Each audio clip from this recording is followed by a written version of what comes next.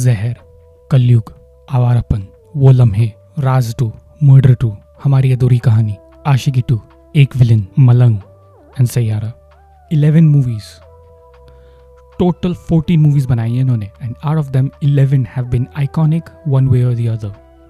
आप समझ ही गए होंगे कि आज का वीडियो हम डाइसेक्ट करेंगे मोहित सूरी सर की फिल्म मेकिंग टेक्निक पे। आइए शुरू करते हैं। Hello everyone, this is Kabir Aditya and I am your lovely host. पहले मैं वीडियोस बना चुका हूँ इम्तियाज़ अली सर की फिल्म मेकिंग पे, then I recently made Sandeep Reddy Vanga sir पे और अब मोहित सूरी सर पे। Just want to talk about उनकी फिल्म मेकिंग टेक्निक्स डाइसेक्ट करके कि उनकी मूवीज़ इतनी आइकॉनिक कैसे बनी है। टोटल 14 मूवीज़ बनाई हैं इन्होंने, 11 उसमें से आइकॉनिक बन चुकी हैं ऑलरेडी। हम या तो म्यूज़िक से या स्पेसिफिक कैरेक्टर से या किसी रीज़न से उस मूवी को हम याद करते हैं। एंड रिसेंटली सैयारा का हाइप हम देख ही चुके हैं।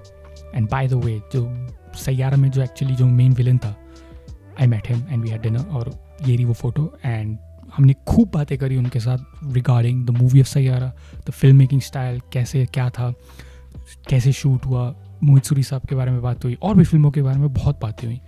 तो that's why I also want to add more, जो मैं ऑलरेडी ये वीडियो प्लान कर चुका था, बट फिर जब हम मिले और डिस्कस किया लेंथ में।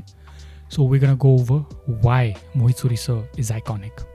Number 1, sense of music. सबके दिमाग में मोहित सूरी साहब का नाम सुनते ही आता है यार, पिक्चर के उनके गाने तगड़े होते हैं, सुनने लायक होते हैं, मज़ा आ जाता है। यूएसपी है उनके मूवी में जो सेंस ऑफ म्यूज़िक है, and he understands the importance of music. सिर्फ एंटरटेनमेंट नहीं है, आप ध्यान से गाने सुनो और देखो कब क्या है। It's like part of the screen play. वो स्टोरी आगे बढ़ा रहा होता है या फिर कैरेक्टर का जो फील कर रहा है उसमें उस वक्त वो जताता है एक अलग तरीके से। And overall entertainment, which is the whole purpose of music in movies.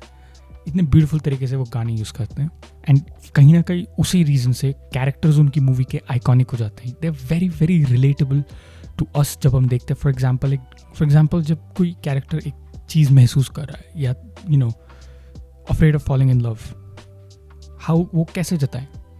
गाना आता है, होना चाहे वो बर्बाद वाला in Saiyaara, I am talking about Saiyaara क्योंकि सबसे रीसेंट मूवी है उनकी। That clearly shows the what the character is feeling, he is afraid of falling in love, but वो ब्यूटिफुली एक गाने के जरिए दिखाया गया। And not just the guy, the girl as well.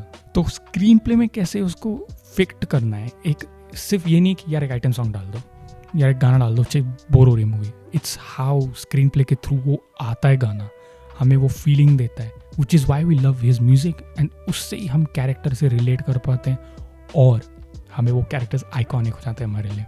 Secondly, audience, the understanding of audience सबसे ज़्यादा important है। ये हमेशा टाइम के साथ इवॉल्व किया। अगर आप देखो कितने सालों से वो पिक्चर बना रहे, but there is always a sense of like connection. Youth भी कनेक्ट करता है, मिलेनियल्स वाली जनरेशन में कनेक्ट करती हैं, उससे पहले वाली भी थोड़ी कनेक्ट करती है। There is something that he understands his target audience very very well. ये हमारी बात हो रही थी जो शान एस ग्रोवर, उनसे मैंने बात की। इट्स की ही ऑब्जर्व्स एवरीवन रियली वेल। एक वाइब, एक गट फीलिंग के साथ वो पिक्चर बनाते हैं। ही इज़ नेवर श्योर कि ये काम करेगा नहीं करेगा, but he goes with that energy, that feeling कि शायद ये ठीक रहेगा। इम्प्रोवाइजेशन की बात हुई, lot of times how much they improvise from the script while shooting, ये भी बहुत बात हुई। तो ये मैंने खुद बोला था जब बात हो रही थी कि फॉर एग्जाम्पल एक डायलॉग था विराट कोहली वाला सैयारा में, यार वो आप डायलॉग लिख नहीं सकते, you have to have heard that. कभी बचपन में खुद बोला या किसी बच्चे को बोलते हुए सुना, ये बात है। ये मैंने मूवी देखते कहा था कि यार ये डायलॉग पक्का लिखा नहीं है, कहीं सुना है, किसी को बोलते हुए सुना है, एंड इट फिट्स। हमने कितनी बार अपने आप को, जब हम क्रिकेट खेल रहे तो बोलते हैं विराट कोहली क्रीज पे है, मैं छक्का मारूंगा, क्या फीलिंग आएगी, लोग लास्ट में गेम जिताऊंगा, लाइक दैट टाइप्स। और हर वक्त के साथ, हर जनरेशन के साथ उन्होंने समझाई है यूथ को। He is never been like out of touch कि यूथ क्या चाहता है, क्या सोचता है, क्या पसंद करता है। कोई लोग बोलते हैं सीन्स कॉपी किए हैं। इंस्पिरेशन हर कोई हर चीज़ से लेता है। ये बॉलीवुड में भी है, हॉलीवुड में भी है, ऑल अदर लैंग्वेज की फिल्म इंडस्ट्रीज़ में ये सब है। सब देखते हैं कि किसने कैसे जॉनर में कैसे रेफरेंस मटेरियल कैसे बनाया है। ज़रूरी नहीं आप कॉपी करोगे, बट आप एक स्टाइल देख सकते हो कि ये ऐसे ऐसे फ्रेमिंग ऐसे ठीक लग रही है। 100% कॉपी कोई नहीं करता। इंस्पिरेशन लेने में भी उसी को ही बोलते हैं नकल में अक्ल। यू हैव टू अंडरस्टैंड कि ये ऐसे प्रेजेंट किया गया, हम अपने इस ऑडियंस को कैसे प्रेजेंट कर सकते हैं। क्रिएटिविटी उसमें भी बहुत लगती है, हर चीज़ कॉपी नहीं कह सकते कि छाप दिया, वरना कोई भी इतनी चलती नहीं कोई मूवी। That's my opinion. कोई कनेक्ट जब करती है, सेंस ऑफ ओरिजिनल क्रिएटिविटी होनी चाहिए। And lastly entertainment.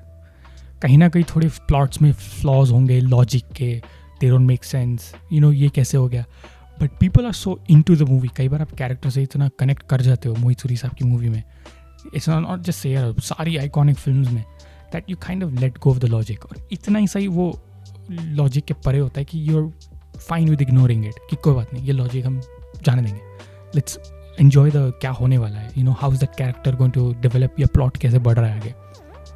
That is the most important thing, कि आपको भुला दे कि लॉजिक पे ध्यान मत दो, इमोशन पे ध्यान दो, स्टोरी कैसे बताई जा रही है, कैरेक्टर किस चीज़ से गुजर रहा है, उस पर ध्यान दो।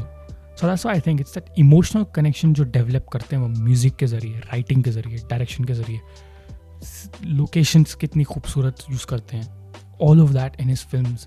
आप जहर वाली मूवी से अब तक सैयारा तक, वॉच ऑल हिज मूवीज़। मलंग में गोवा कितना आइकॉनिक लोकेशन है, या फॉर एग्जाम्पल इवन एक विलन में भी आई थिंक गोवा दिखाया गया है। Just plenty of films you'll find कि लोकेशन कितनी खूबसूरत यूज़ करते हैं, वो आइकॉनिक बन जाता है वो। And that's it for today's video guys. Thank you for watching.